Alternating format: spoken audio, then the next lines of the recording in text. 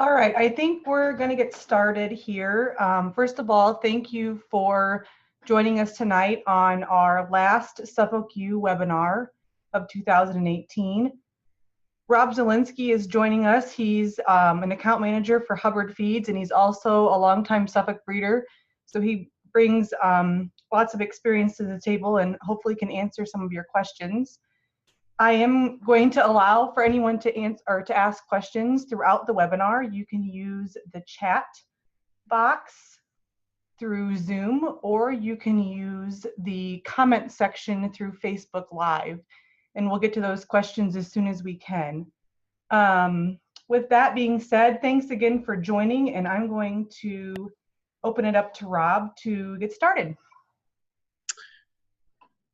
Very good. Thank you, Amanda. Certainly thank the Suffolk Association for inviting me in to speak on some nutrition and animal husbandry management that we can provide to the ewes through late gestation and lactation. I think it's a very timely topic. Hopefully most of you shepherds or shepherdess out there managing your sheep flock or maybe getting close to lambing season, and some of these pointers can come through and maybe benefit you in the upcoming lambing season. I thought the probably best way to get started tonight, and I'm going to be a little brief on a few of these first slides because in practice I was a little long. I think one of the things that we have to understand when we're talking about nutrition, especially of a black-faced breed that is a terminal sire breed like the Suffolks are, when you're known for the kind of average daily gain and feed conversion that we have and the carcass merit that we get on those lambs when they're hung on the rail, extremely lean, muscular, and in my opinion, very flavorful and tender, these sheep have got to be able to intake a lot of feed, and they certainly can do that. That's definitely a blessing on the feedlot side of things. We've also been criticized, those of us who are Suffolk breeders, or maybe even some of our Hampshire friends, that those ewes eat too much feed to be an efficient ewe from the commercial side. I think there's some merit to both sides of that argument, but I think the one thing that we need to keep and remember is as long as they're efficient and we can get some of the performance traits that we'll talk about as far as lamb growth later, I think that those intakes, one, can be controlled, and two, certainly don't have to be a curse if you can manage them. So for clarity perspective, putting this together, I thought that the best way to go about presenting this data to you tonight was to provide a scenario. And I'll be the first to say that I'd be happy to answer any management or nutrition question you have, no matter if your operation fits this scenario, or if it's tweaked a little bit, you're lambing later in the year, or you prefer maybe a pasture lambing situation. But for this scenario tonight, we're going to use an atypical winter shed lambing Midwestern operation. Obviously, we're going to take a look at Suffolk ewes. These ewes are going to be maybe a little bit more in the middle or moderate framed with a mature weight of about 225 pounds. The goal of this operation is to sell performance-oriented rams to the commercial sector, obviously put heavy importance on performance of the female offspring, both from a maternal perspective and also from a growth perspective.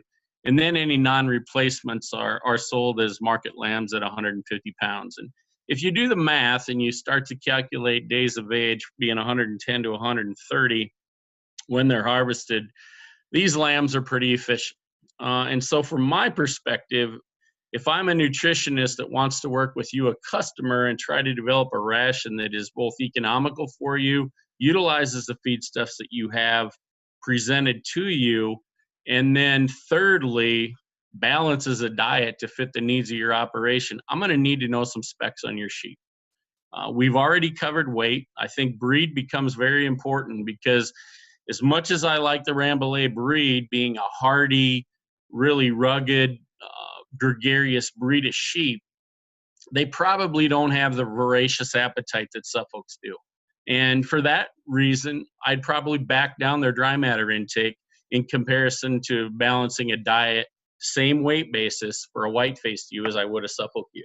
Age is critically important. As you'll see this year, when you're lambing out your yearling ewes or your 2-year-old ewes, they're still not 100% physiologically mature. They're going to require more calories than maybe a ewe that's mature in that 3rd to 4th lactation is. The stage of production is also very important. And as we'll talk a little bit later on, body condition score becomes critical. The events that we've had based on the weather this weekend really are important when it comes to balancing rations also.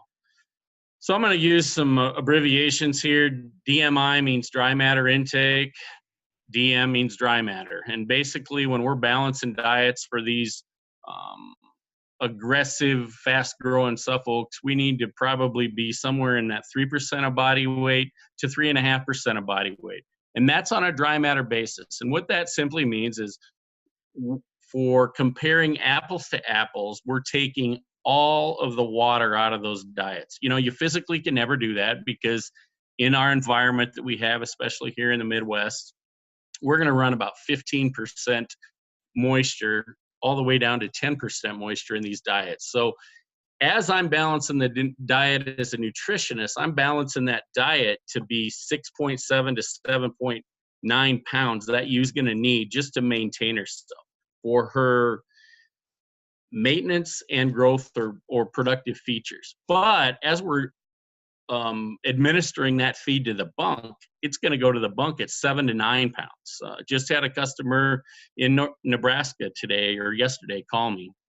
And I think that there was a little bit of a mix-up with his previous nutritionist on how much he was feeding. He's got some ewes that are in late gestation, and they're just not getting enough total pounds of feed a day to meet those late gestation requirements. We balance for the things that are stated here on the PowerPoint. And if you look at that picture, we've got a product there. If anybody has ever fed what we call a low moisture block, part of the Hubbard Feeds umbrella, we have a low moisture block company called Crystallix. And this is a really good way to take this tub of low moisture block, it's about 97.5% dry matter, to deliver both vitamins, minerals, and protein to use on grass. And if you'll notice, those ewes in October are in pretty good rig. For ewes that maybe you're lambing sometime, I think this set of ewes is going to lamb sometime in February. But look at the quality of the grass. It's really not very good. So the vitamins, minerals, and especially protein in that tub allows those ewes to graze on low quality forages like that or corn stalks to really maintain high quality body condition. So what are the functions of each classes of nutrients? Anybody who's been in a livestock nutrition class or a human nutrition class or spend some time on the internet reading and researching this knows that all of these individual nutrients has a function, whether it be energy for calories and glucose production, or protein for muscle growth, or fats for a lot of hormonal activities that take place inside of animals and humans. All of these need to be balanced to meet the requirements at different stages of production. And the one thing that I want you to come away from this slide, just putting in the back of your head, is tonight's discussion really revolves around making sure that we set that ewe up so at birth she's equipped to milk well and not only help enhance the health of that lamb, but provide enough nutrients through her milk that we get excellent lamb growth. No matter if you're in the show ring business, the club lamb business, or selling range rams, the health of those lambs within the first 24 hours can be a major factor on what their growth and performance is throughout their lifetime. The other thing I want you to remember from this slide is, if you think of the components of ewe milk, it's got all these ingredients in them. Energy in the form of lactose, protein in the form of casein, and so on and so forth. So not only are these important nutrients to balance the diet for, they're major components of ewe's milk. So I'm going to take a little breath here and say we're going to use these next 2 slides to set things up. And the slide on the left, or the picture on the left, shows a ewes in that October time frame. In this scenario, they're going to be lambing in late December and early January. That's a late October slide. We're not in basically late gestation yet. These ewes are still what I would call in mid gestation, or really have the requirements of maintenance. But our goal is to take care of these ewes through those maintenance months, so that at the end, when we are having that ewe give birth to her lamb or lambs, we've got her set up body condition score wise, milk production wise, and colostrum quality wise. You can see this lamb on the right, nice, healthy birth weight. The lamb's still wet. You can see some abdominal fill on that lamb. She's found the udder, or that lamb's found the udder, and certainly has gotten off to the right start. So where are we going to head from here? Basically, what I'm going to do is divide this talk up into 3 spots. We're going to, during each stage of production, maintenance, late gestation, and lactation, we're going to lay out some goals for each stage of production. I'm going to give you some sample diets, and I'll be the first to admit some of these diets that I put together have some holes in. It leads to some good discussion points. And then we're going to look at some of the nutritional or just stage of production issues that we have, diseases, maybe some nutritional diseases. Not going to talk about them in great detail, and there really aren't a lot of them that we have to be cognizant of, but there's a few that if we feed these ewes right, we can avoid those challenges down the road. So goals for maintenance. Maintenance, as much as it says, is just like status quo. I mean, we want to maintain the weight of that ewe. And when do we think of the maintenance time frame? Well, it's any time after we wean that ewe until we get to flushing prior to breeding. So probably a month prior to breeding, we're still in maintenance, but thinking about bumping up the calories and protein levels of those diets to make those ewes respond, both in terms of ovulation rate and body condition going into breeding season. The one thing that is great about being a sheep is they're basically on vacation, these brood ewes, 7 months out of the year. If you think about it, we can say that a ewe is working during breeding season because she's ovulating and we're trying to get her bred. There's maybe 30 days there. 30 to 45 days prior to lambing, late gestation, adds another, so we're up to maybe 75 days there. From lambing time, depending on whether you want to count the prime days of lactation, the first 30 days of lactation, or you want to go all the way to 60 when she's got lambs on her, we're really only looking at barely 5 months. So at this maintenance time, it's a time that we've got to conserve costs, no matter if we're in the commercial industry, the purebred industry, and we need to use poor quality forages and older feed resources so that we can save the more nutritional, higher quality feedstuffs for late gestation and lactation. But we definitely, during this time frame, want to avoid a decline in ewe body condition, so whereas it does not affect the ovulation rate or body condition going into breeding season. Here's some sample diets. I'm going to give you a couple seconds to take a look at these. If you read them in columns, they're vertical columns. You can see the first diet contains 11.1 pounds. The second diet contains 11.9, and the third diet contains 14 pounds as fed. So for these diets, what I've done is I've put $30 a pound on the price of grass, $100 on grass hay, $60 a ton. Did I say a pound on grass? $30 a ton on grass, $100 a ton on grass hay, and $60 a ton on corn silage, or $30 on corn silage and $60 on corn stalks. Corn stover, corn stalks, the same thing. Wet cake at 30% dry matter is put in there at $45. You can see from the 3 diets that I put together here that if the ewes are on vacation, or shall we say maintenance, for 210 days a year, 7 months.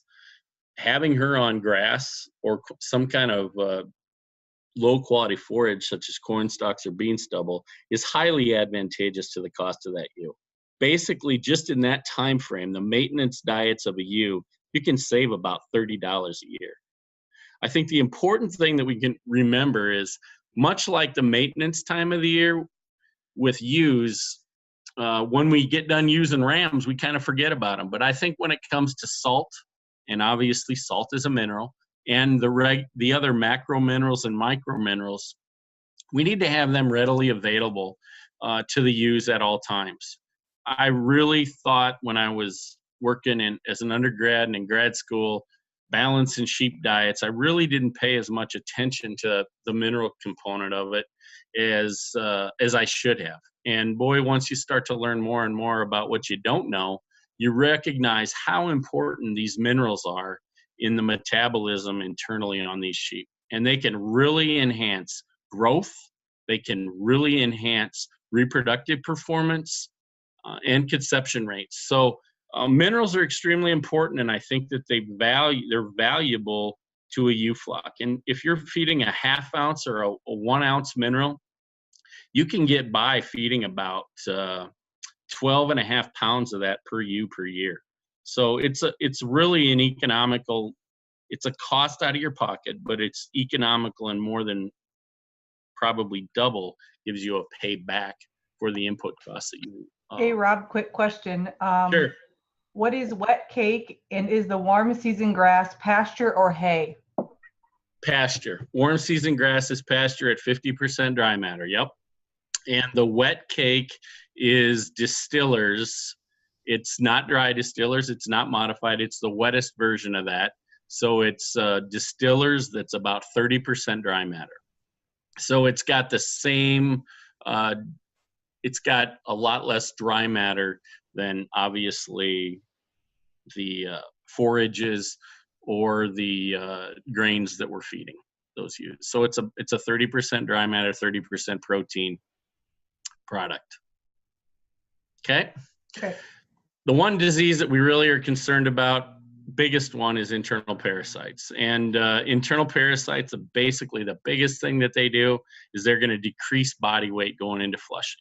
Some signs of this: if you see a bottle jaw underneath a ewe, or swelling under her jowl, you see a lot of loose manure behind her, she's probably more than likely got some internal parasites. There's really 2 ways that we can go about using some animal husbandry skills here to alleviate this problem. One, work with your vet and get a fecal egg count of some manure, particularly off the ewes that seem to be struggling or suffering. And then that veterinarian will make a recommendation on a dewormer to use to alleviate the problem.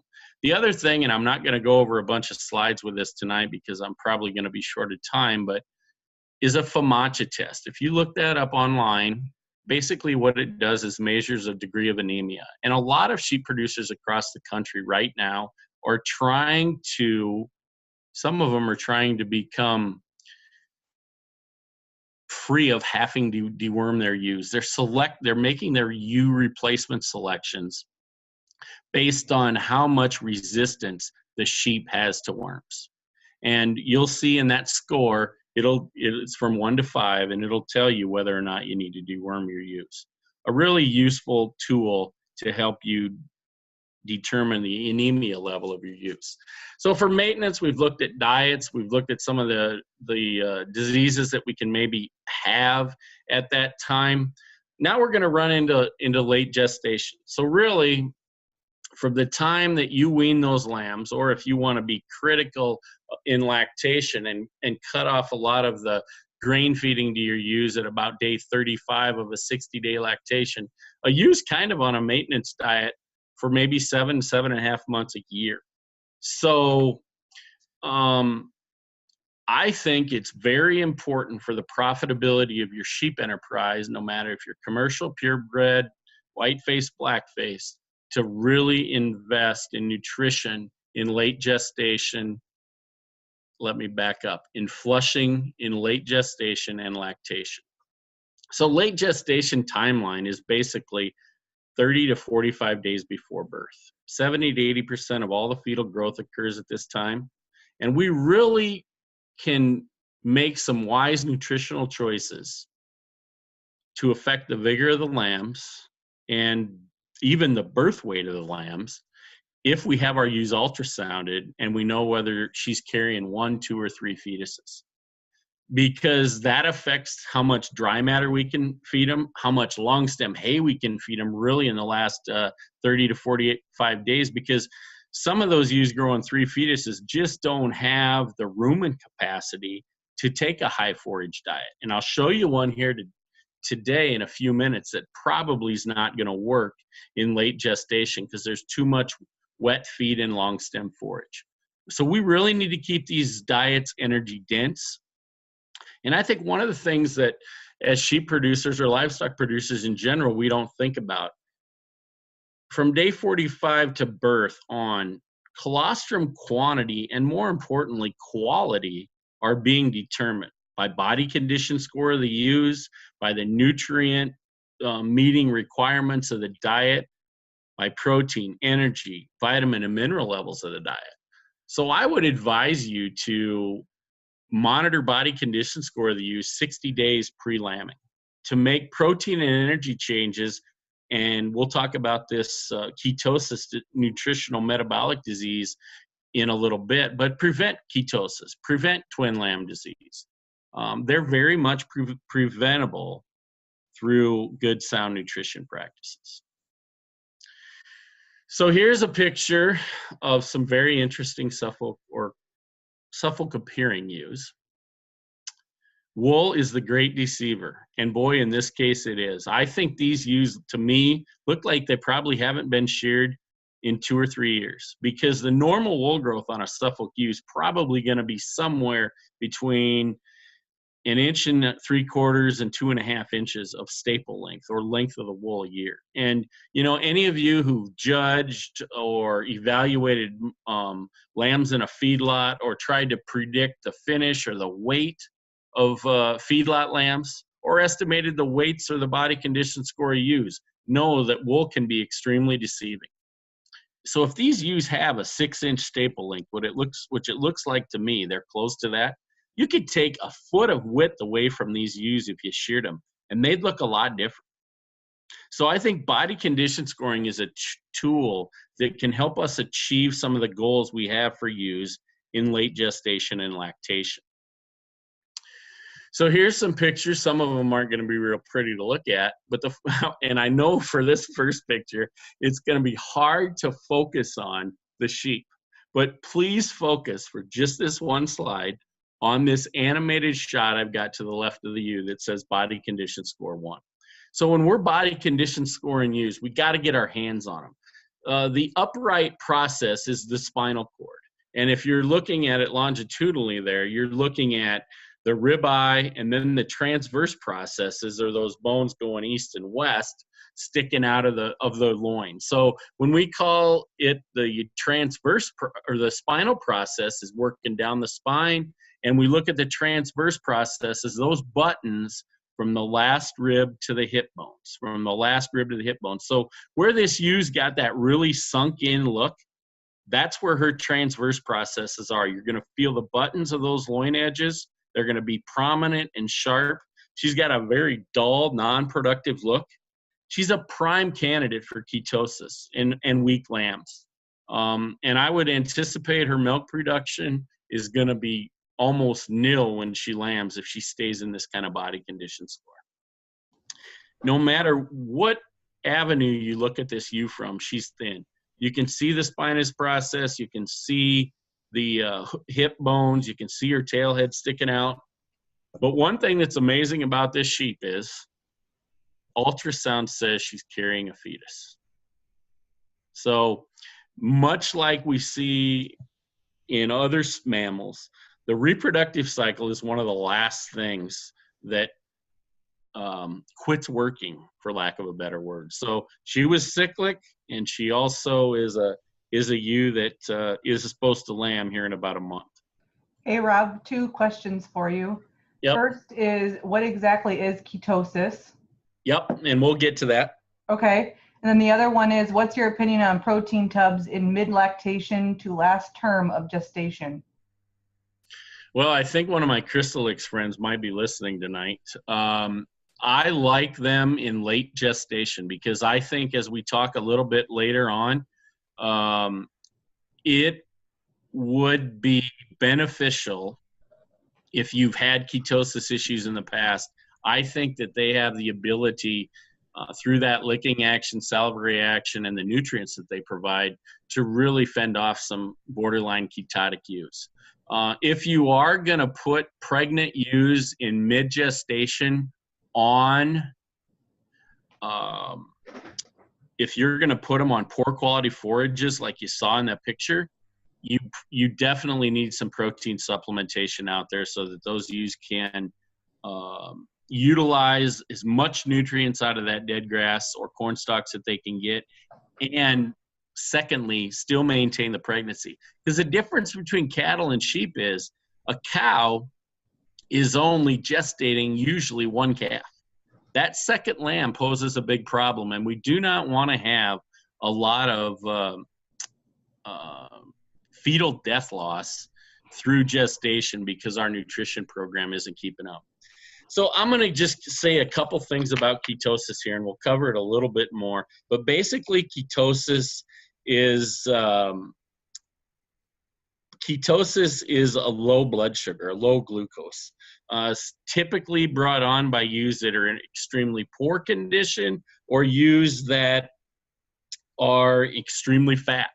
So it's the happy medium of what we're trying to get. And we'll talk about this a little bit as we get to body condition scores 3 and 4.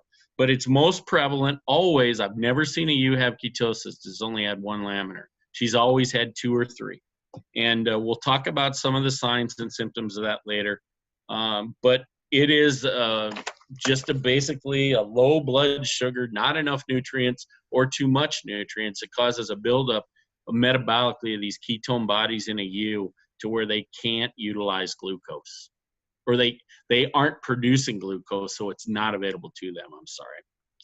So the other thing I want to mention to you about body condition scoring, it goes from 1 to 5, and there's variables. You could have a 2.5 if you wanted. You could have a 3.5. But the one thing I think that's important to talk about here is the causes of body condition score use, because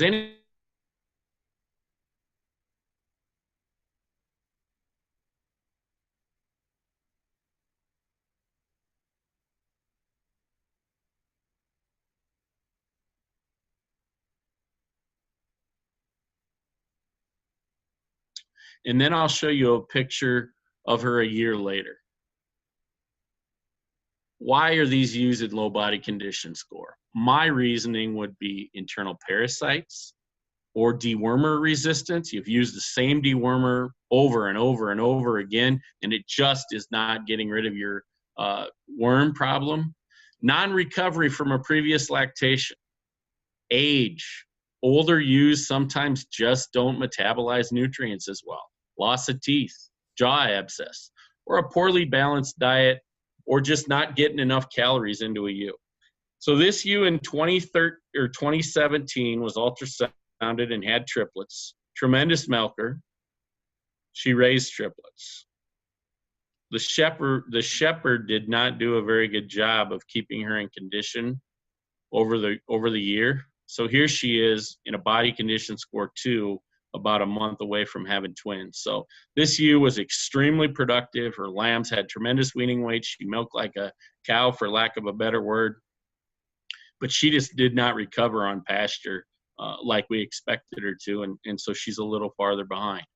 So now we go to a body condition score 3, and this is basically optimal condition. I think one of the things that we use to describe a ewe like this is she's really athletic looking. This ewe is going to have twins here in about a month.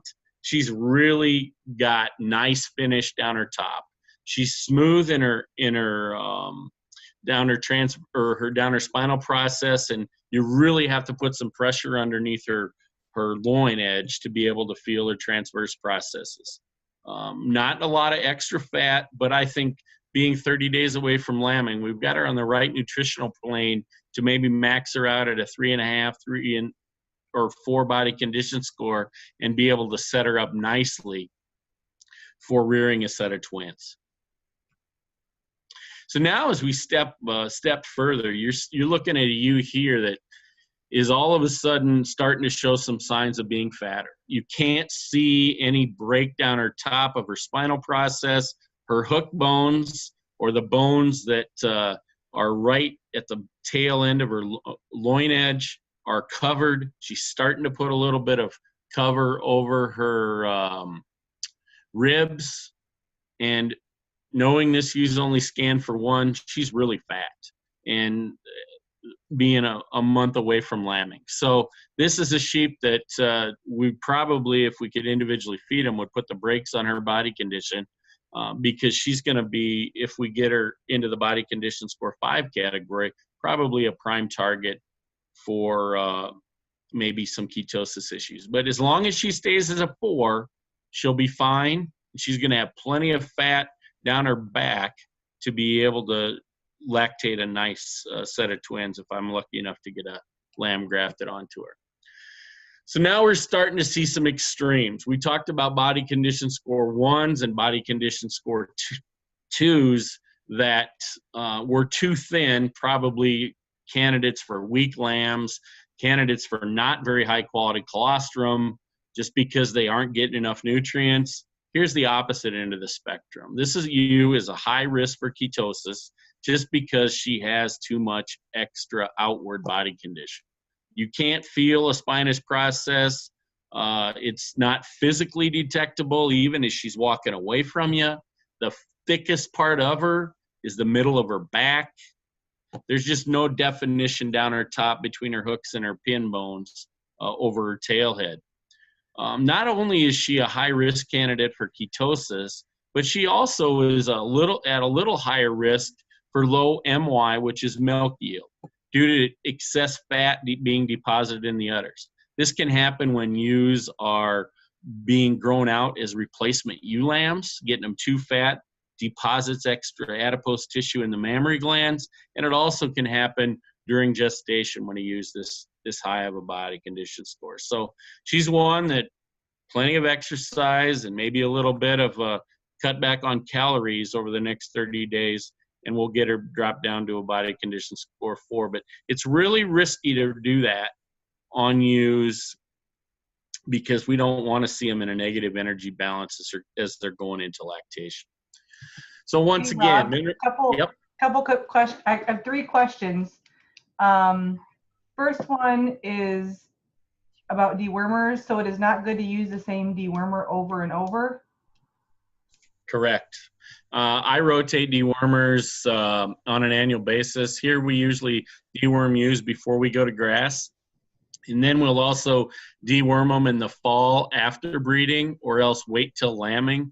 I've had the late, great Dr. J.F. Kennedy from Pipestone has talked in some of his write-ups about how beneficial it is to deworm ewes in the lamb jug.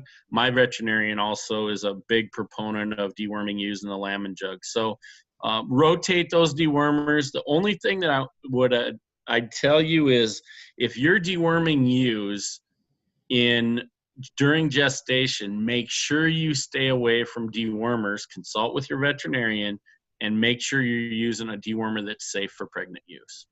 Okay? And one other thing on dewormers, we did have an internal parasites webinar that's posted on our website and archived on Facebook too. So if you want to listen to that and learn more about dewormers and parasites, that's an option. Okay, next question. I fed the Kent protein tubs, and it has worn the teeth when my ewes bite at it instead of licking. For the tubs you mentioned, a softer product. This isn't going to be good for sales. I think that our products are just as hard, or I have a lower or I have a higher dry matter. They got less moisture in them. And then, go ahead. I haven't seen a lot of those. I use those protein or those sheep licks tubs prior to breeding because they got biomass in them. We'll talk about biomass a little bit later. And I sometimes use them in late gestation because biomass is really good for gut health and it can improve immune function in ewes. So I haven't really seen that. God rest her soul, we had to put a 15-year-old ewe down this year, and she still was licking and grinding with her teeth on those low moisture blocks. So I haven't seen a lot of that. I'm not saying that it can't happen though. Last question, feeding wheat hay in midterm gestation, would feeding 1 pound of corn a day be appropriate? Yeah, if you've got your wheat hay analyzed and it's maybe a high ADF, acid detergent fiber, it's got a lot of lignin and unsoluble fiber in it. And if you see your user in lower body condition, that would be appropriate. But you know, if you're working with your nutritionist, they should be able to provide you some nutrient analysis of your individual feedstuffs, so you know where you are. So, like, just to give you an example, and these numbers, I'm just giving them to you to know it. But for a maintenance diet, I balance those diets at 10 crude protein and a 31 megacal.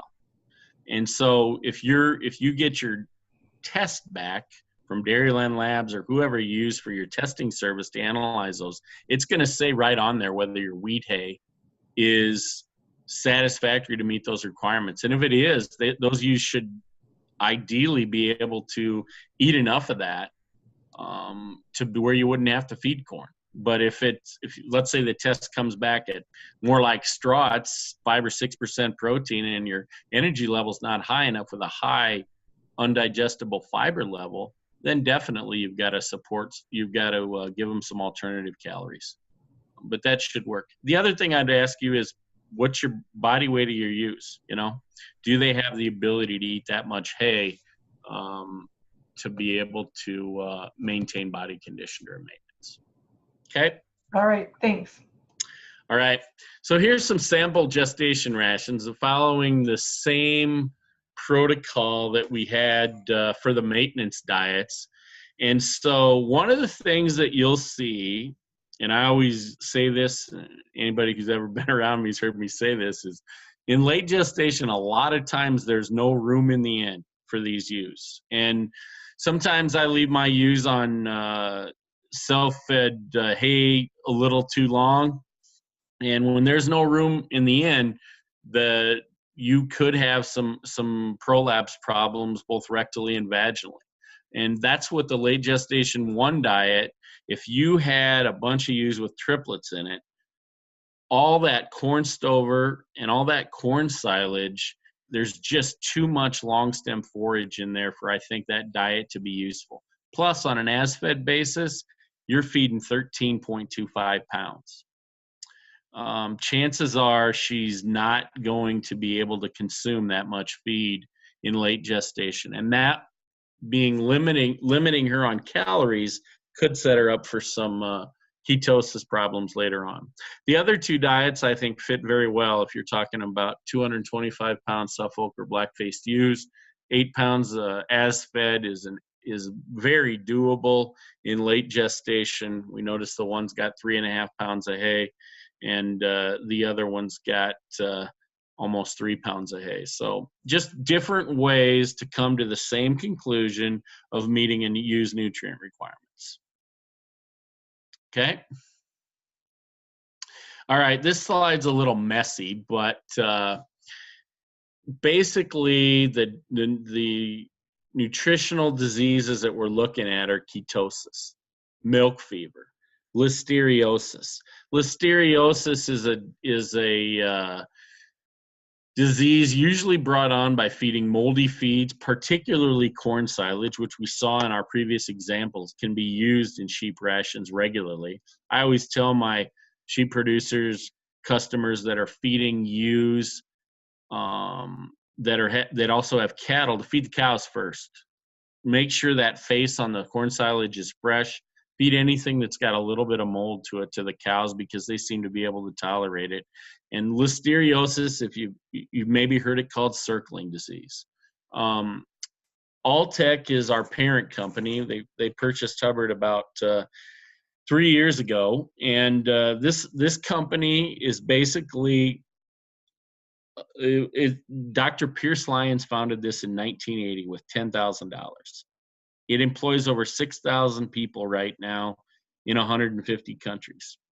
He was a PhD in brewing, and his PhD work was done with yeast fermentation. So Alltech's products derived from Dr. Lyons' PhD research.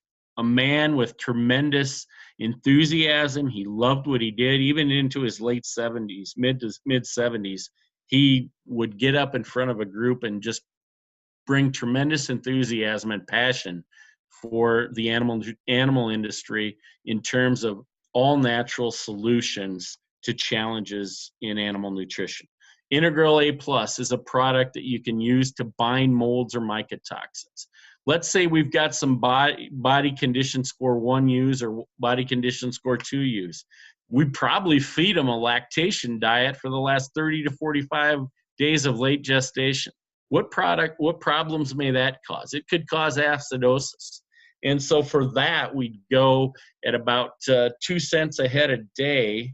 We would be able to feed a product called YESAC, which stabilizes the rumen, and it results in dairy cattle in higher milk production, enhances digestibility, and really boosts protein supply. Important traits as we go from late gestation into lactation. So Dr. Lyons was just a man that was ahead of his time, but has developed a lot of products most of them based off of this yeast fermentation expertise that he had to help promote gut health, feed efficiency, and protein and mineral metabolism in animals. So what are we looking at for attaining goals in late gestation? Well, I'm going to start with 2 and then go to 3 and then go to 1. I want a healthy brood ewe.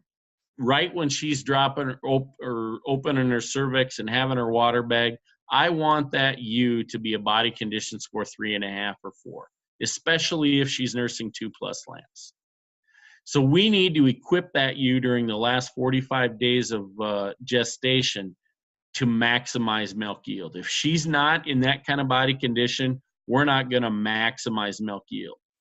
And if we are feeding her to be in that body condition, we're going to have improved, but I don't think too big of lambs, birth weight wise. They're going to be strong, vigorous, and healthy. And probably most importantly, on point number 3, when we feed these ewes right, the nutrients supplied to the fetus produce brown adipose tissue. Basically what brown adipose tissue, in a lamb with a 10-pound birth weight, 5 pounds of that body mass at birth is brown adipose tissue. Brown adipose tissue is the fat that allows the animal to stay warm. That fat is burned at birth and helps that lamb to stay warm, hopefully getting up within the first 15 to 20 minutes of life, finding the teat, and getting, number 1, a high-quality colostrum. Feeding the ewe right gets us not only a high-quality colostrum, but a high quantity of colostrum. We'll talk about colostrum production in a minute, but we're getting IgGs, which is a great big long word called immunoglobulins. And lambs, calves, piglets, kids, foals are all born with no immune system. The colostrum provides the immunity. Colostrum provides the immunity. Probably one of the most popular products that Alltech puts out is biomoss. And we talked about sheep licks having biomoss in it. Biomoss really is a product of this yeast fermentation that enhances feed efficiency, contributes to immune system development, and really cleans out, for lack of a better word, the digestive system. It takes pathogens and gets rid of them so that the digestive system can be more efficient, therefore having a higher body condition score and higher quality colostrum at birth. We're going to divert here a little bit. And for you Suffolk enthusiasts, you may not like this picture very much because it's a white-faced sheep. I like all breeds of sheep. I just like some breeds better than others. But this picture depicted what I was trying to get across in this slide.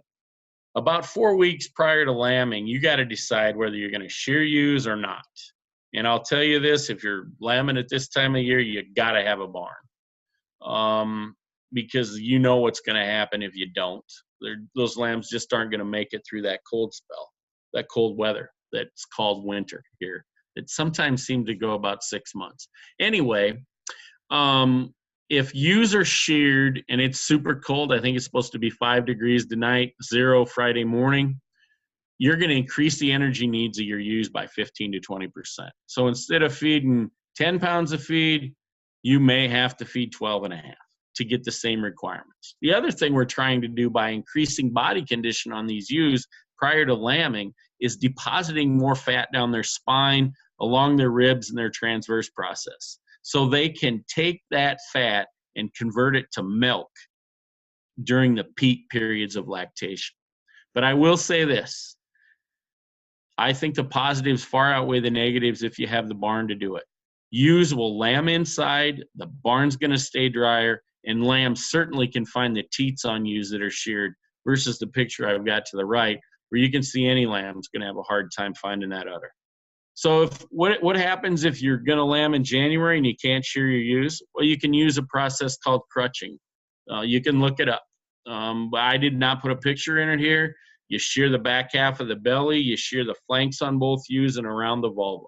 This allowed shepherds to be able to determine udder size, determine which ewes have lambed, be able to see if the lambs are nursing on one side and not the other, but yet the ewe maintains most of her wool and you won't see the increased energy demands compared to a shorn ewe. So our goals for yep, go ahead. Before you get into lactation, I'm gonna ask a few questions on gestation. Sure. First question, is it beneficial to a worm used 2 months before birth? I don't see any reason why not. I mean, I think it gets down to personal preference. The nice thing about that is if you're using like a Vibrio, a Campylobacter, or a chlamydia shot and you're boostering them, if you're running them through the chute to booster them anyway, that's a good time to deworm. Okay, got a couple more. What if you only have alfalfa hay? How much should you feed them then? We do a test on that, but probably you're looking at about, you can feed alfalfa hay depending on how the energy tests all the way through right up to late gestation. I'd say right 30 days prior to lactation. Then we're going to need to provide a concentrate feed like corn, barley, oats, soy hulls to boost the energy in the diet. You're going to overfeed protein by feeding alfalfa hay.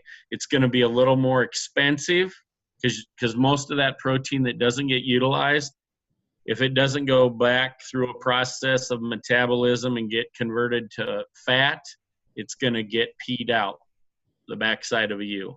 So you're going to be wasting some nitrogen that way.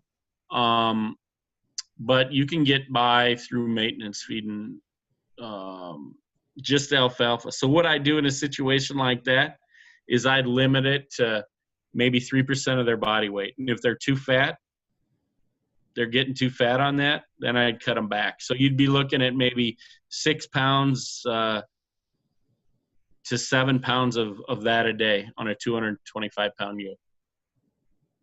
Okay, another question. We are having an aflatoxin issues in corn and milo. Any recommendations on other alternatives? That's in dry corn and milo in feed rations. Okay. The first thing I'd say is if that's your only feed source, you're going to have to feed it. I'd use a product called Integral, which is a mycotoxin binder. I've had tremendous success in some of our cattle operations using that. And it will bind those mycotoxins, getting them out. Had a producer that had a tremendous challenge with vigoring calves the year before. We used Integral. It was like we were on a different farm the second year. If you do have other alternatives, what you could do is dilute that feed, or what I do with it is feed it after the ewes have lactated. If you're not seeing decreases in dry matter intake, After maybe they're 2 to 3 weeks in lactation, I'd use it up that way. Or you can use, if you have access to corn, to barley, even wheat to some extent, it would be a good energy feed. Another question, how many pounds of grain and alfalfa should be fed per head per day? What stage of production are you in? You'll have to have them text you back. Okay. Let's go back here. So here we go on some lactation diets. So a 225 pound ewe, let's just say you're feeding some oats. You got 2 pounds oats, 2 pounds of corn, 3.5 pounds of alfalfa hay, and 1/3 of a pound of grass hay. If you've got some modified distillers as a protein source and some corn stalks, you can add a pound of, actually it picked up cracked corn twice. That's interesting. You got 2.3 pounds of cracked corn.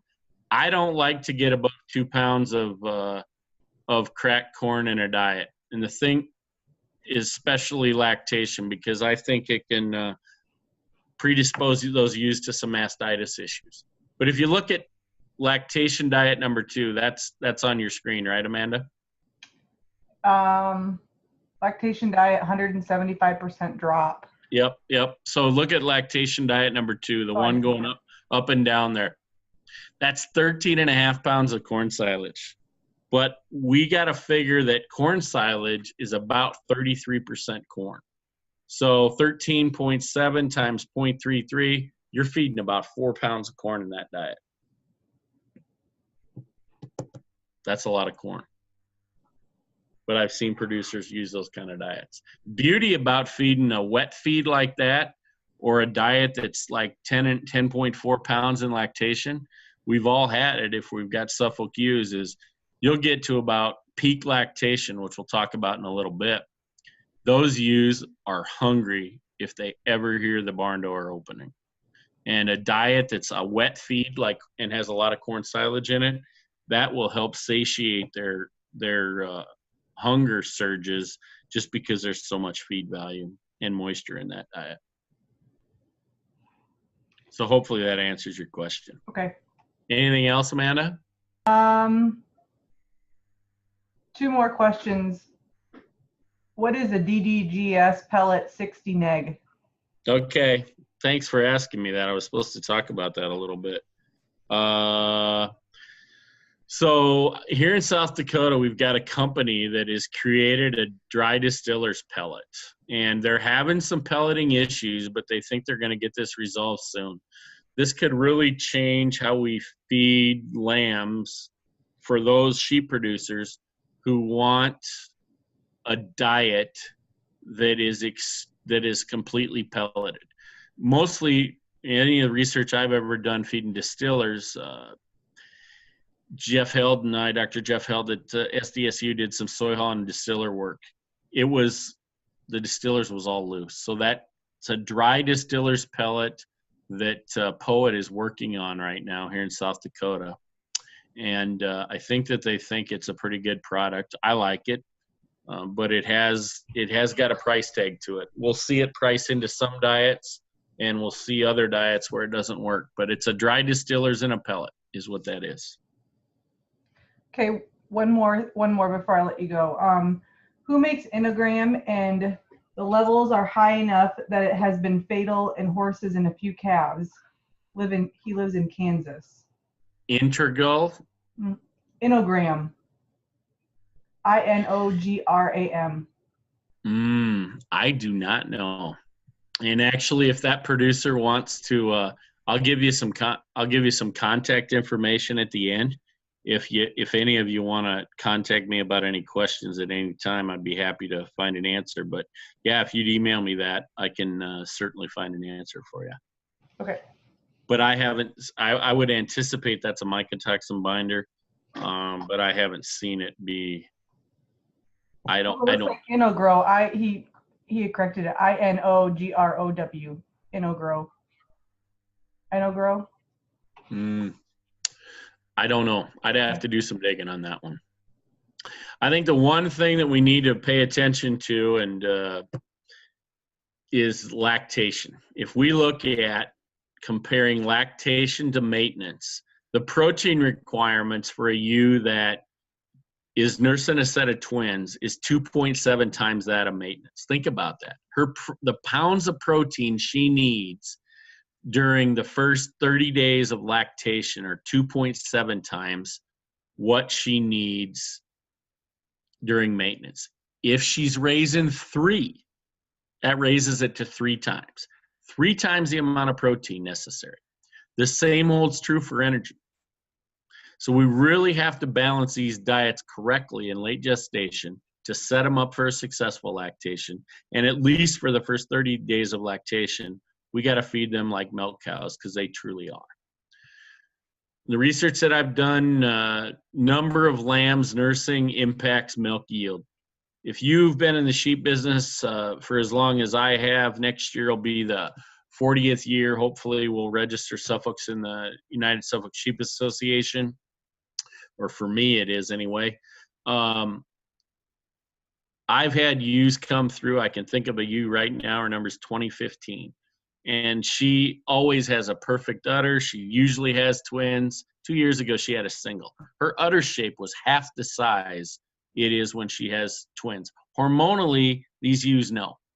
And sometimes it impacts when you want to do a lot of grafting or orphaning of lambs onto another ewe. It impacts them going to that ewe with a single because she just hasn't been built for raising a set of twins that year. The hormones in her body know that she's only raising 1 lamb and she won't produce as much milk. The other thing that I'd say is we take 60-day weights here and 120-day weights here. Fast-growing Suffolk lambs with a 10 to 15-pound birth weight, that's kind of where we want them to be, 10 to 16 pounds, will double or triple their birth weight by 30 days. That's a lot of growth. We don't see a 100-pound calf being 300, 350 pounds, maybe at 60 days. But at 60 days, a lot of these lambs can weigh 100 pounds. They have more than 6x'd their birth weight. So it's very important that through the first 30 days of lactation, we need to feed these ewes to milk. And if those ewes are milking well, those lambs at about 30 days of age are going to be intaking about a half a pound to a pound of a creep feed, of a starter. So I've talked to you about some of the characteristics of unhealthy sheep, and we're trying to correlate what we saw earlier with feeding these ewes to the right body condition score so their lambs are vigorous and healthy and have enough brown adipose tissue, and then making sure that we feed them well enough that colostrum quality and quantity is good. What are some signs of a healthy sheep? Well, the body temperature of a sheep is 102 degrees. We can see ewes chewing their cud. They're always healthy. When they chew their cud, their ears are usually maybe not alert, but you can tell they're healthy. Their nose is just a little wet. One of the telltale signs of a ewe that's not healthy, she's not with the rest of the flock. Sheep are naturally gregarious. They like to be together. And then fecal consistency. Looking at the manure to know whether those sheep are healthy or not. So here we'll talk about some of those nutritional diseases that we instigated discussion of in gestation and maybe mentioned earlier in this presentation, but ketosis is the big one.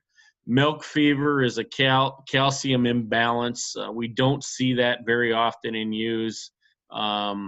We can get some Calphos or Caldex IV or under the skin to treat that. We talked a little bit about listeriosis being a circling disease caused by mold and bacteria in corn silage or moldy haze. And then acidosis is grain overload. Mastitis is a bacterial disease of the mammary gland that causes inflammation and cakey milk. So if I look at these lambs, a set of triplets that are born here, man, their body weights are small. I don't think they're 10 pounds average for sure. That one laying down isn't. And you can tell the lamb on the right's kind of a little bit of a squeaker. He's just not very stout boned and he just looks frail. Probably this ewe is a skosh ketotic in late gestation. And so what are some of the risk factors for ketosis, for pregnancy toxemia? We talked, and it's also called twin lamb disease. We talked about it being the principal cause of pregnancy toxemia is a low blood sugar, a low blood glucose. They create ketone bodies in their through metabolism of feedstuffs, and those ketone bodies are not a usable source of glucose for the sheep. So the onset of disease can be triggered by a lot of things. Stress is one of them, poor nutrition, or inclement weather. A storm can trigger this on. The stress of a storm, especially stress of a storm with ewes that are sheared. Energy requirements, we talked about 70 to 80% of all fetal lamb growth occurs in the last 30 to 45 days of late gestation and the onset of lactation. I don't know if it's rocket science or not. One of the things that I consistently see in ewes that have a high level of ketosis is their milk will be extremely thick and it's almost like getting butter out of their udder. You don't even have to whip it. It comes out almost like butter. So prolific ewes, we talked about it being in ewes that are going to have twins, triplets, or quads. Undernourished ewes or overweight ewes with body condition scores of 1 or 2, and then ewes that have body condition scores 4.5 to 5. Age can play a key role in this. And for those people out there who've ever showed sheep, here's probably one of the bigger causes. A late lamb show ewe that just completed a 2-year tour. Yearling ewes are so susceptible to this. I've seen it time and time again. These ewes get done with their show career, either be done at a state fair in August or September. They get turned out with the rest of the brood ewes. They're in a negative energy balance, meaning they are not taking in enough calories to maintain their normal body weight. Well, you can't expect them to. They've been treated like a princess their entire life. They're coming into the brood ewe flock, probably a body condition score 4 at the least, and they're just going to be in a negative energy balance. So those are ewes that you really want to monitor. You want to get plenty of exercise into them, and you want to make sure that they are going to be sheep that get the amount of calories necessary, because chances are, being that high of a body condition score breeding, you're going to find twins or triplets in there a lot. Some key signs, the diagnosis for this disease is they're very nonspecific. Ewes can have different signs and symptoms. We see ewes that'll be slow to the bunk. They'll have acetone-smelling breath. They'll isolate themselves from the flock. And when I say slow to the bunk, they act like they're 75 or 80 when they're walking to the bunk. Their steps are really thought out, extremely slow gait. Almost look like their feet hurt. And they'll eventually go down. They'll go off feed. They'll like some hay. They hardly will touch grain. Probably one of the best cures for pregnancy toxemia is lambing. Some treatment regimes that a person can use. Propylene glycol, a source of glucose, is the best. B vitamins is a great way to try to stimulate an appetite in these ewes. So clinical signs is a tough disease, but if we follow through what we've talked about tonight in terms of feeding these sheep correctly the last 45 days of gestation, not getting into a bunch of body condition score 1s or 2s at that time, we probably won't have any of these nutritional abnormalities. But what if we body condition score these ewes 60 days prior to lambing? And we're thinking, man, these ewes are thin. They're not going to meet their lactation goals for body condition score, colostrum quality, and milk yield. What are we going to do? We're going to probably, for the last 30 days to 60 days of gestation, put those ewes on a lactation diet or something between a late gestation and a lactation diet. Because I believe in 30 to 45 days, we can change the body condition score of a ewe by 1-fold, for sure a half. All we have to do is change the forage to concentrate ratio. In most of those diets, in late gestation, your forage to concentrate ratio is going to be probably about 60-30 or 70-30 forage to concentrate. But once you get into a lactation diet, you're going to be around 60-40. You're going to probably bump the concentration or the concentrate ratio about 10%. So body condition scoring you use 60 days prior to lambing, I think can avoid a lot of these problems. The other thing, if you need to add additional calories, we can balance a diet with more fat in it. And we could not shear the ewes prior to lambing to conserve those calories that they don't have to give off as heat to stay warm, and maybe crutch the ewes. So lots of alternatives if we plan ahead and can get these ewes monitored for body condition score 60 days prior to our lambing. So what if we don't reach our goals? We get to lambing and we don't. We talked about a product called OptiPrime.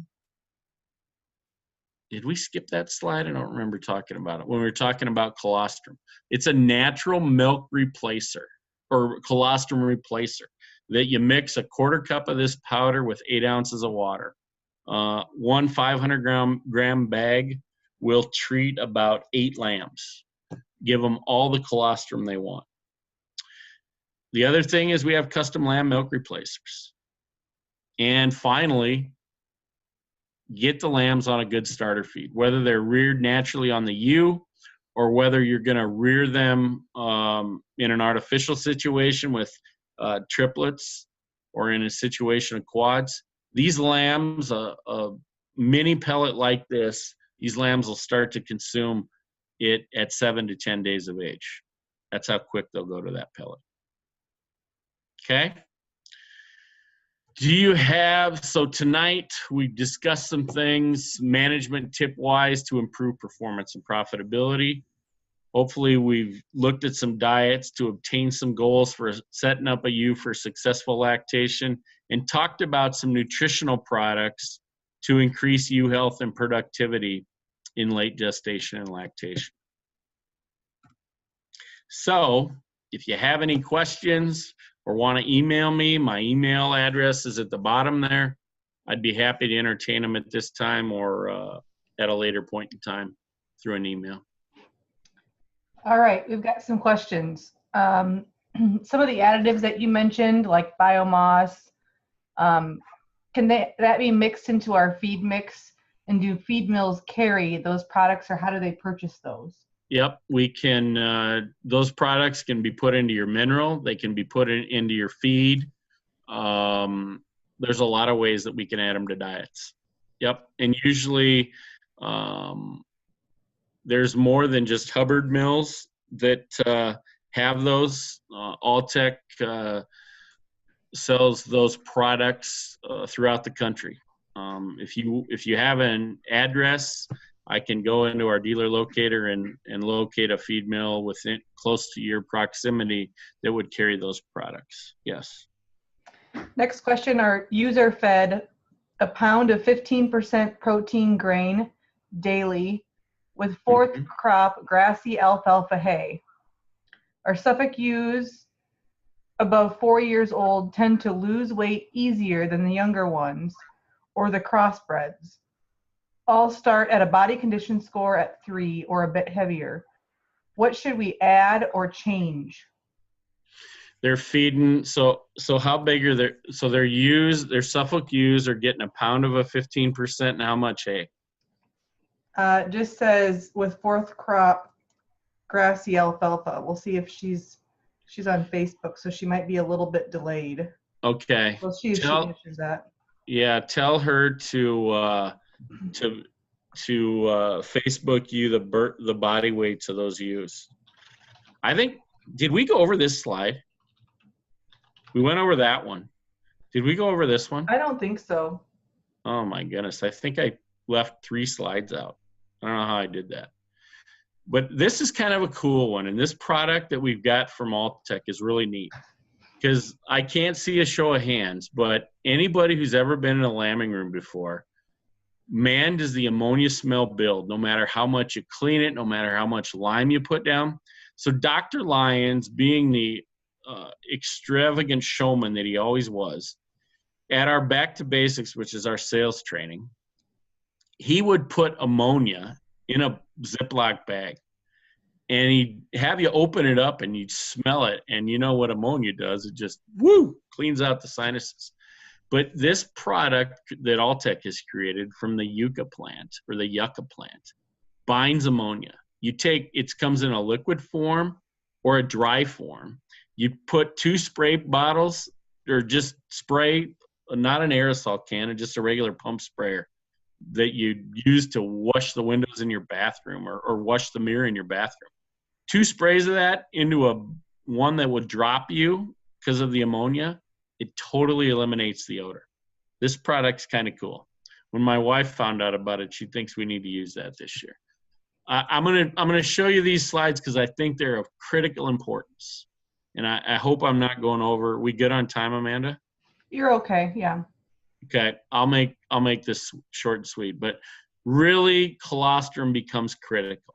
We need to provide 3 things from it: sustenance, passive immunity, and then a laxative effect. If you ever seen the meconium of lamb, their first manure, it just cleans out that digestive system. So good high-quality colostrum comes as a result of us feeding those ewes in late gestation correctly. And I think this slide is very important. The research has not been done in lambs, so I use cattle research.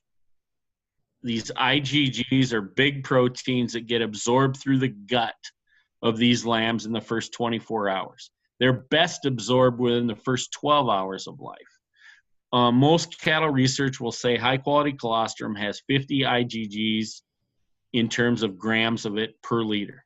So if we calculate that, back calculate a calf that weighs 80 pounds needs 150 to 200.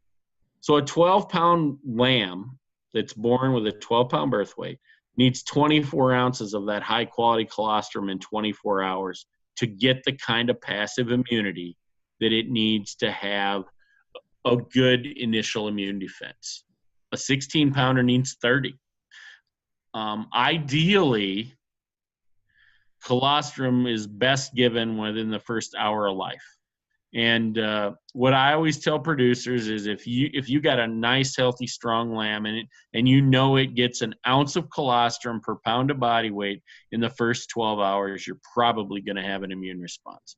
But what happens if we go down and clip, dip, and strip on those ewes and she doesn't have enough colostrum? Or she's had ketosis and it's like butter.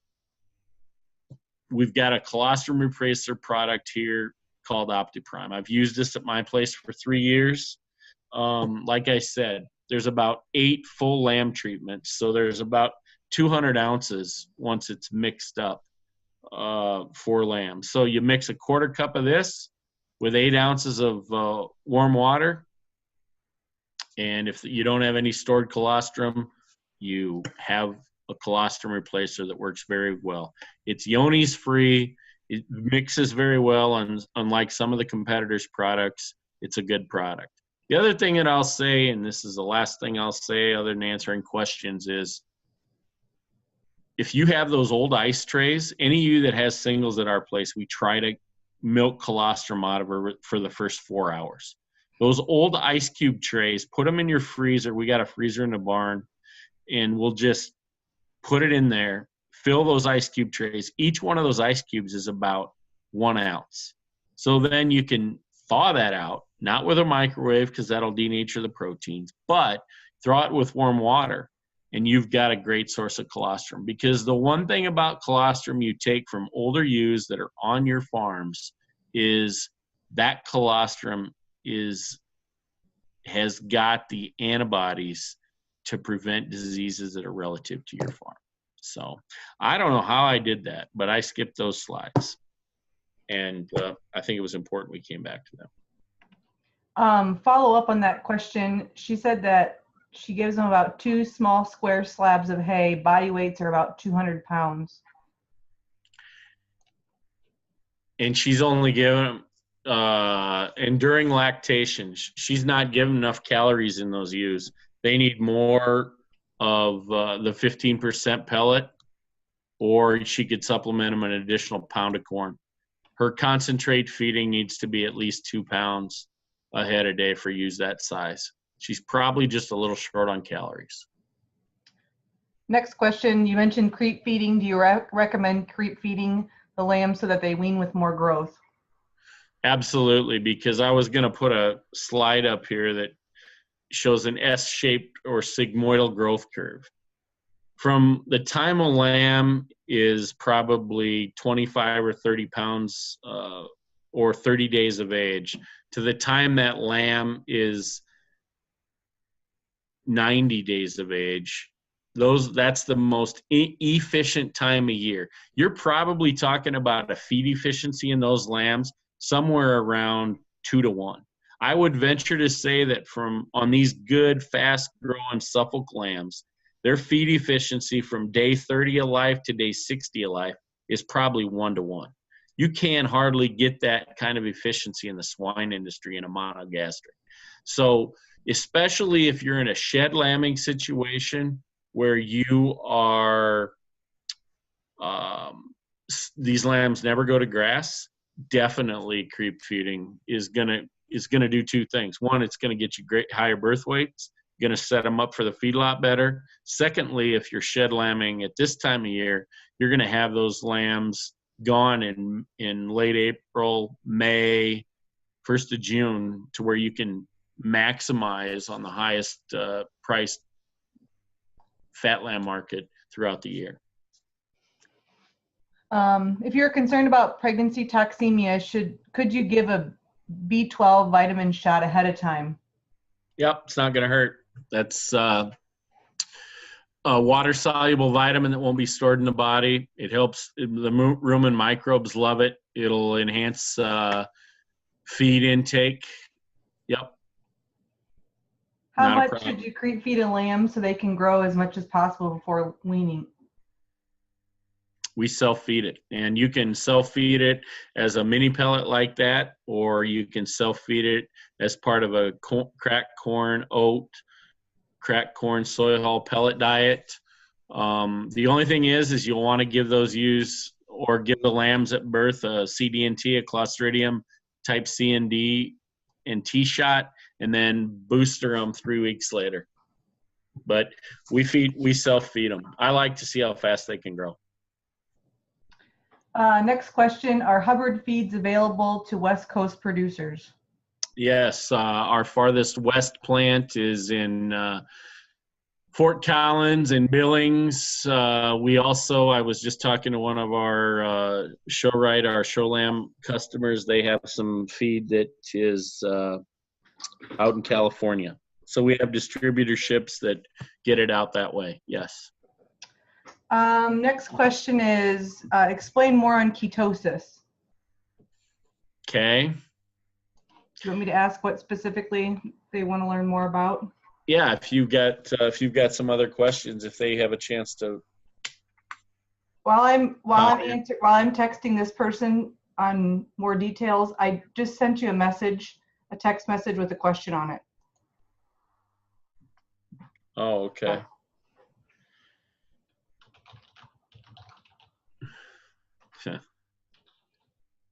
You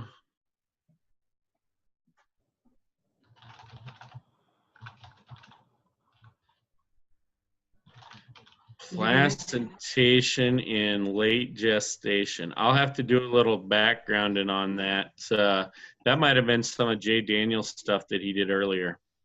I'll have to get back to him on that. Okay. And the other thing that we talked about is we talked about that Crystalix low moisture block. Those are available in California too. I was actually talking to one of our reps, and he was actually in California this week. So to answer the beauty about being purchased, one of the many benefits about being purchased by Alltech was it allowed us to expand our footprint truly across the country. Question regarding breeding ewe lambs and amount of grain they should intake a day. Okay. I think there's a lot of factors that go into that. I think body condition score is very important. I also am a big believer of taking the cattle philosophy and making sure you breed ewe lambs to a light birth weight buck, a buck that even if he was a single born, probably even better than twins, because you're going to get a better gauge of what his actual birth weight is. I think it's important to breed them that way the first time. Ewe lambs are still growing. We need them to reach 65% of their physiological weight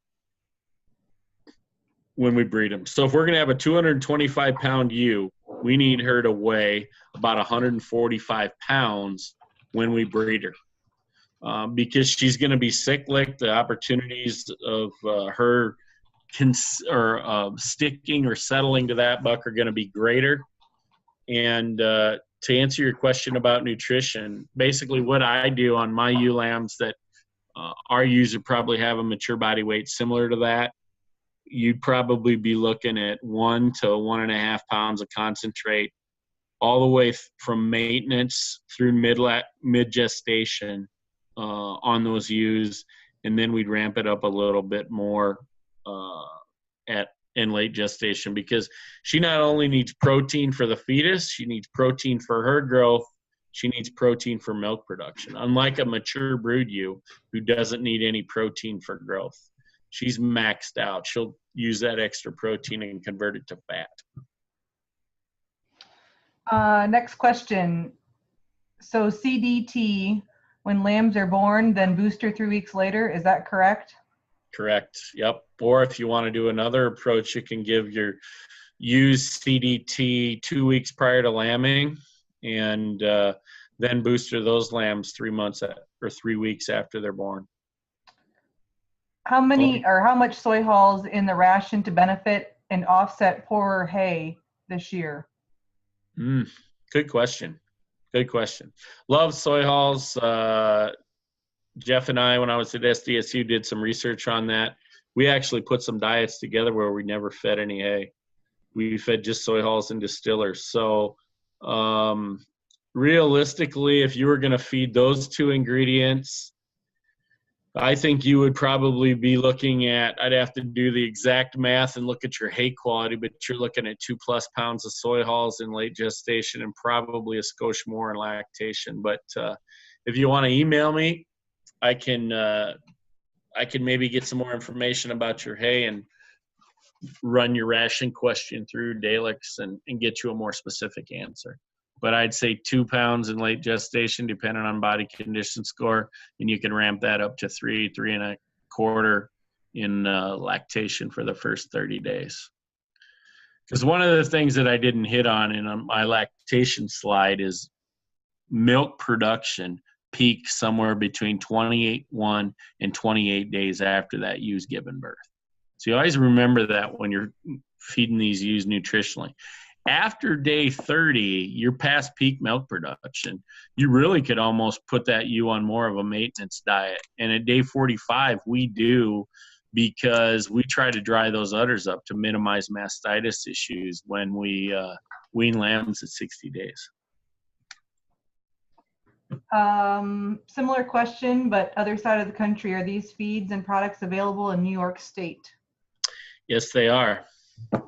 You email me a zip code, and I can use our dealer locator to tell you how close we have dealerships to your proximity. Or if you want to go on hubbardfeeds.com, there's a dealer locator app there. You just click on it, type in your zip code, and it'll give you the names, the addresses, and the phone contacts of any dealership that that sells our feed. Follow up on the ketosis question. When you talked about the buttery type of colostrum, I think that's what they want to know more about ketosis in the colostrum. Okay. So I think ketosis really, and the thing you're going to find with ketosis is what a ewe's going to do during ketosis is she's going to break down her fat reserves off of her back to try to convert that to a useful form of glucose so she can meet her energy requirements. So basically what happens is if she gets to a point where she's not able to produce glucose, one of the biggest utilizer of glucose is the brain, believe it or not. On a daily basis, the brain requires a lot of glucose, and that's going to be the last thing that quits functioning, and that's where you're going to see the coma and the subsequent death in those ewes that have ketosis. The fetuses are going to use anywhere from 75 to 85 grams of glucose a day, and a normal non-pregnant ewe uses 85 to 100. So look at what kind of a glucose requirement that ewe has. She goes from maybe 100 to 185 gram a day glucose requirement. So things like transport, fasting, a change in feed, stress of a storm where they're not getting fed on time, in addition to thin and fat ewes, is enough stress to put those ewes into a ketotic situation. Just a reminder for those that are still on, you can either comment on Facebook or through Zoom. There is a chat box that you can open up and type in your question, and I'll share that with Rob. The other thing I'd tell you is treatments on ketosis is you really want to get on top of it. Propylene glycol orally is a great treatment regime. As I said, B vitamins, especially when you talk about one of our grad classes talked about niacin being extremely important. Biotin and choline are both big benefits of rumen microflora to keep the bugs happy, to make them hungry and make them start utilizing feed. So you can try other feedstuffs, corn, oats, barleys, to get them to eat, to get them some glucose. Hay's not going to provide as much energy as what those concentrates are. Explain OPP. OPP, ovine progressive pneumonia. And one of the reasons that, one of the things that we find with OPP is it's transmitted through contamination and shearing, but the biggest mode of transmission for OPP is it can be transmitted through colostrum. That's one of the beauties of using the OptiPrime product. If you've got a ewe that you know is OPP product positive through testing, but you want to retain her genetics, you can make sure that her offspring do not become OPP positive by taking a product like OptiPrime and giving them colostrum that way, and then artificially rear those lambs on milk replacement.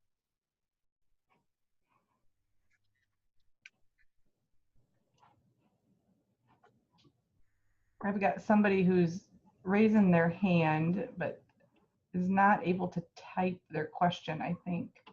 So we'll give him a little bit to see if he can share that information. Anybody else have any questions?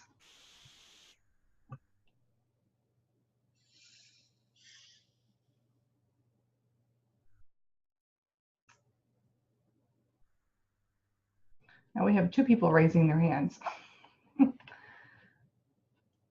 Good. Hopefully they can send a message. You can also send your messages if you're on Zoom through the question and answer box. I'd probably be one of those people that wouldn't be sending it to the right spot. You know me well enough. Yeah. So go ahead. We're feeding a 16% grain mix at 1 pound per head per day, and a good alfalfa grass mix. The Yep. sheep licks, is that too much? And the sheep licks, is that too much protein? No, and I like the fact that you're getting biomass in late gestation. That's going to be, if your ewes aren't a body condition score 3.5 yet, I'd say it's not. It is going to be above the 12 protein requirement through late gestation, but for sure lactation, you're going to have to bump the concentrate of your grain mix up to meet the requirements of those used during lactation. But that sounds like a really well-balanced, late gestation diet, you're feeding a little more protein than you need to be, though. But if it's alfalfa grass, you might be more spot on than you think. Chris, yes, this video will be available. It'll be archived on our Facebook page. It also will be posted to the United Suffolk Sheep Association's website, which is suffolks.org. Here in the next day or two, that'll get posted there as well. So there'll be opportunities for you to look at that again. I'm going to try to call on, I'm going to allow, first of all, Mac to talk. We'll see if this works. We'll unmute him. Mac?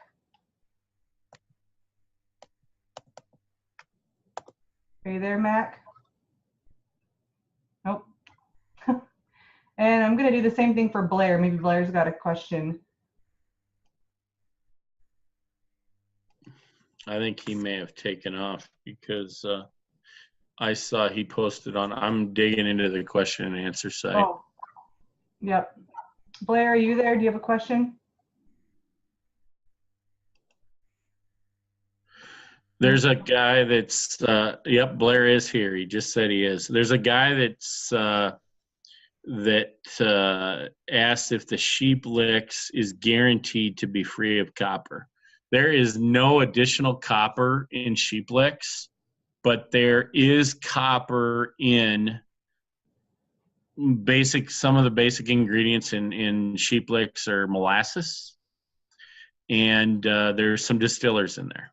There's a little bit of copper in each one of those products.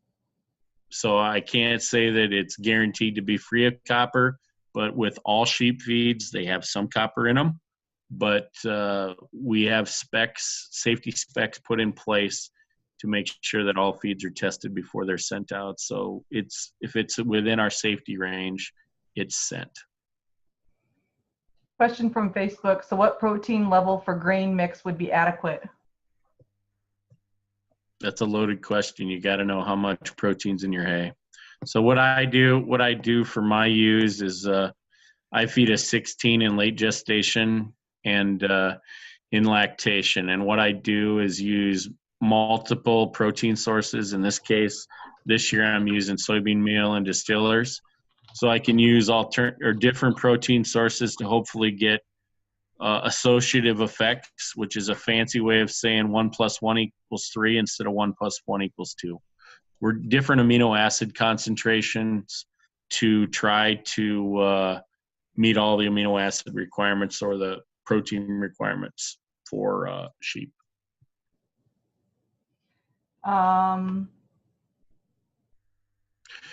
I see a mint gold question there that says the ewe lamb's good and she doesn't start eating hay or grain or hay for a few days. I wonder if he's got a sheep that's going on and off feed. A product called YSAC would be really good for that, for rumen stability. If he doesn't have the YSAC product and he's got a ewe that, if we do think it's acidosis, a simple concoction that could help stabilize rumen pH is sodium bicarbonate and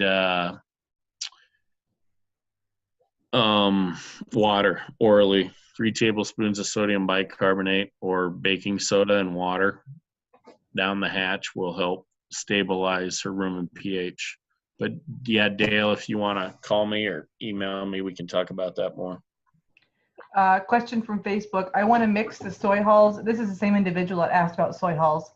I want to mix the soy hulls in a ton of feed at 1,600 corn, 400 protein pellet. How many pounds of soy hulls? And then it comes down and says 1.5 pounds per head per day. So if I was in a late gestation diet like that, that kind of diet right there is probably about 15 protein. What I do in a diet like that is mix, go 1,200 pounds of corn, 400 pounds of soy hulls, and 400 pounds of the protein pellet. Question from Zoom. Can you talk briefly about mineral needs of ewes during late gestation? Do they need more selenium, vitamin E, etc.? Exactly. Yep. Just kind of goes hand in hand with the protein and energy requirements, because as I said in maybe the 5th slide, and we talked about all those nutrients and how all those nutrients were in the used milk. Think about this. Those Suffolk ewes are kicking out 6 to 12 pounds of milk per head per day. That's a high percent of their body weight. And a major component of that from a mineral perspective is calcium. And also you're seeing the micro minerals being put into that milk. So if you put together, if you were feeding a high quality sheep mineral, you should be able to feed it at a half an ounce or an ounce. The feeding recommendations will be right on the tag per head per day. And that should help with our issue with resolving the any mineral shortages that you has during lactation. The other thing, I doubt whether the producer's on, but I didn't want to answer this question because I wasn't sure and didn't have the specs right in front of me. But our sheep licks has molybdenum in there, and what molybdenum does is ties copper. So we've got a built-in safety mechanism that the copper to molybdenum ratio will fall into this into a safe window to where we won't have any copper toxicity issues with sheep licks. I've had that product for 7 years and have had 0 issues with any copper problems. Now, I'm not aware of company-wide we've had one, and I think I would have known that if we did. I don't see any other questions that come in, so I think we're done. Okay to wrap it up. For anyone who's listening again, you can email any questions to Rob. His email address is rob.zielinski@hubbardfeeds.com. This will be posted and archived on our Facebook page as well as our website, suffolks.org, within a day or so. And Blair Summy wants to know what's for dinner. He's starving. He should be. Oh, one more came in. How long to keep ewes?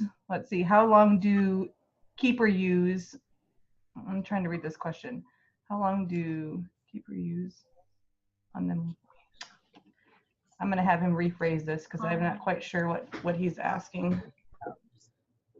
Okay, I think it's the lick tub question. So what I usually do, where I use them in my program, I use the low moisture blocks 30 days during the breeding season, 2 weeks before, and then for 2 to 3 weeks during the breeding season. And then I turn around and usually use them 45 days prior to lambing. That's when I use them. Then I use a loose mineral the rest of the year. All right, I'm just going to double check one more time. I think that's it for questions. So thanks, Rob, for your time. I appreciate it. Again, if anyone has any questions, feel free to contact Rob by email, and hopefully he can help you with any issues you might be having or concerns you have. Thanks, Amanda. I appreciate your efforts on this. All right. Thanks, everyone. Have a great night. See ya. So